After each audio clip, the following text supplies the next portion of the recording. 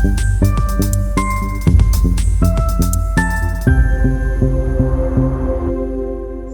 I have the pleasure of hosting Stanislaw Nowak, who is a core facility manager and staff scientist at the Department of Molecular Biology and Genetics at Aarhus University. And Jan will give us his opinion on using FIDA for protein biophysics. Hello, Jan. Hello, Maya. Nice to see you. Nice to see you too. Thank you so much for agreeing to be interviewed. Would you please introduce yourself, your research area, and your core facility? Sure. So, like you said, my name is Jan Stanislaw Nowak, and I have a master's in molecular biology and then a Ph.D. in nanoscience. And I've been working with all that is protein, from enzymes to protein aggregation. So my specialty is within protein science, and I mainly use biophysical and biochemical methods, but I also have I also like to study the structures of the proteins as well. So currently I'm working as a, like you said, core facility manager at the biophysical and biochemistry core facility at MBG at Aarhus University, but also as half-time, as a part-time job, also have the staff scientist role in our lab as well. Perfect. Congratulations. Thank you. So now, what are the main questions and challenges? Your research area is very broad, but if you have a way of summing it up, what questions and challenges are currently being addressed within the field of your research? Well, it in broad terms is interactions between proteins in general. So that might be protein interactions or interactions between proteins and some molecules. But also the stability and the activity of the proteins are also quite important. Mm-hmm. And how does FIDA contribute in that area to tackle those challenges? Well, especially the binding part is pretty important. So if I want to study binding of my protein to other molecules, FIDA is an excellent solution for studying this. Especially if it's a protein I have in abundance, I can easily label it and investigate its binding to other molecules. It's pretty quick and convenient. I can set it to run overnight and then see some results in the morning, which are preferably quite good. Yeah. Okay. Mm-hmm. And what capacities are in general missing, and how does FIDA address them? Would that be the fact that it's all in solution? Yes, so FIDA measuring particle solution is a great pro of this technique. So typically in our lab, if we want to measure the binding between molecules, we might tend to use something like ELISA in the beginning, and then move on to something like SPR. However, both techniques use immobilization of the substrate of the protein as part of the whole setup, which works pretty well for a lot of proteins and other molecules, but for some other which may be a bit sticky, it introduces some problems. And in particular, we had been working with something like alpha-synuclein oligomers, which tend to interact a bit too well with interfaces and surfaces. So we had to find a solution for measuring them in solution, and FIDA has been really excellent for this.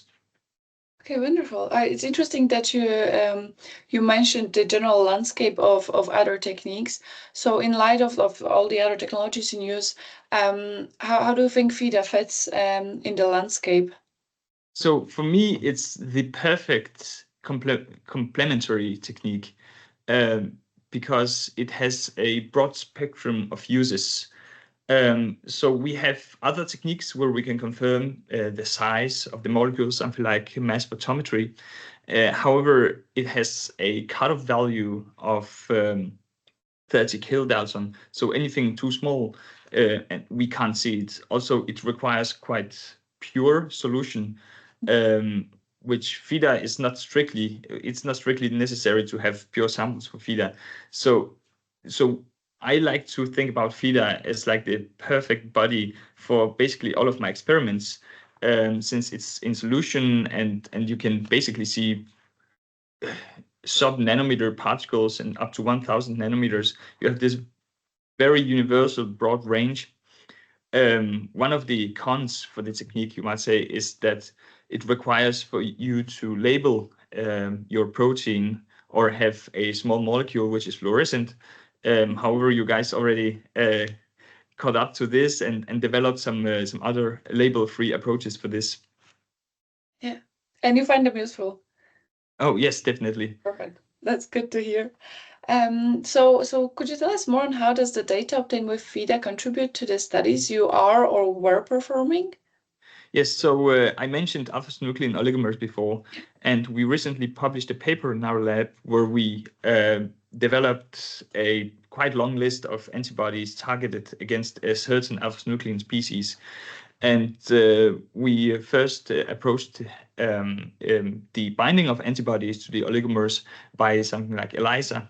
And we got some results. However, we were quite skeptical of some of these because we can't really see how the oligomers behave on the surface of the plates, and we also couldn't see how many antibodies bound to the individual particles.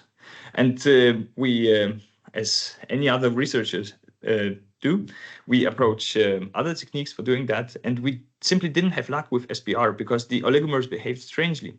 So we moved on to FIDA, and suddenly we started getting quite good answers to our questions. First of all, we could confirm that our oligomers were of the molecular size. The hydrodynamic radius corresponded to what we expected and what we could measure with SAX studies. And then we could see that the hydrodynamic radius grew as the antibodies were binding.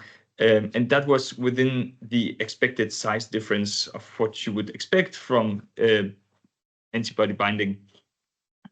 So we could see some quite beautiful binding curves.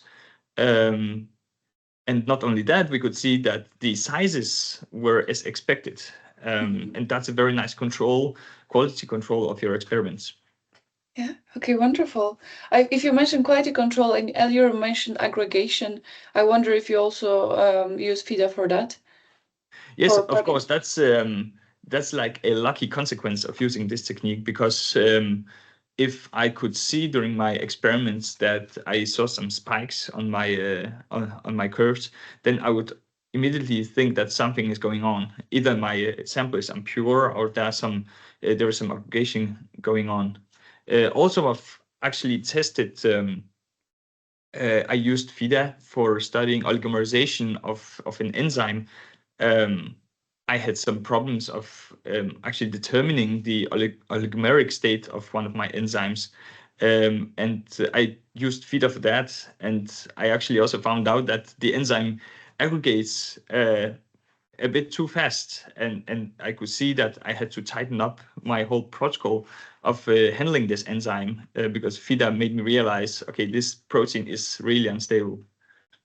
Okay, wonderful. That's thank you for the examples. That's gives us a lot of information for different applications.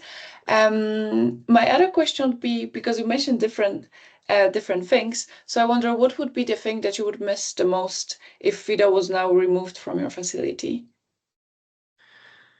Yeah, it's a good question. I would definitely miss it. That's the first. I would definitely notice that it was gone. I think I would miss having a way to determine binding in solution.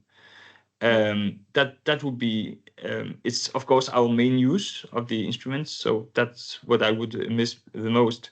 And I would miss the versatility. So like I mentioned before, I see it like really this perfect complementary technique. So suddenly I wouldn't feel so sure about performing a binding study because I would have nothing to compare it against. And I've used FIDA for some years now, and I've learned to trust this technique quite a lot. So I would definitely miss it. Well, that's good to hear. I'm actually curious because you were a PhD student when you started using FIDA, right? Yes, I was. Yeah. How was it for you? So that's something extra for us. How was it for you to learn how to use FIDA? Was it very challenging, just on the level of being a student, to start using it, or did you grasp it straightforward? Like, was it straightforward? It took me half a day to learn it. It was extremely easy to approach. It's one of these techniques that are very easily approachable. However, it's perhaps takes some time to troubleshoot, to learn how to troubleshoot. There are some signals that can tell you something about how you should approach this type of experiment differently if your particles are too small or you have aggregation, stuff like that. But each time I encountered a problem, I just wrote to you guys and I got an answer within a day. So it's a non-issue. So we do try to give as much support as we can. So then you can learn and then you can use different applications. So that's exactly. amazing. But yeah, it was extremely easy. Great, wonderful. Thank you so much for the interview. You're most welcome, Maya.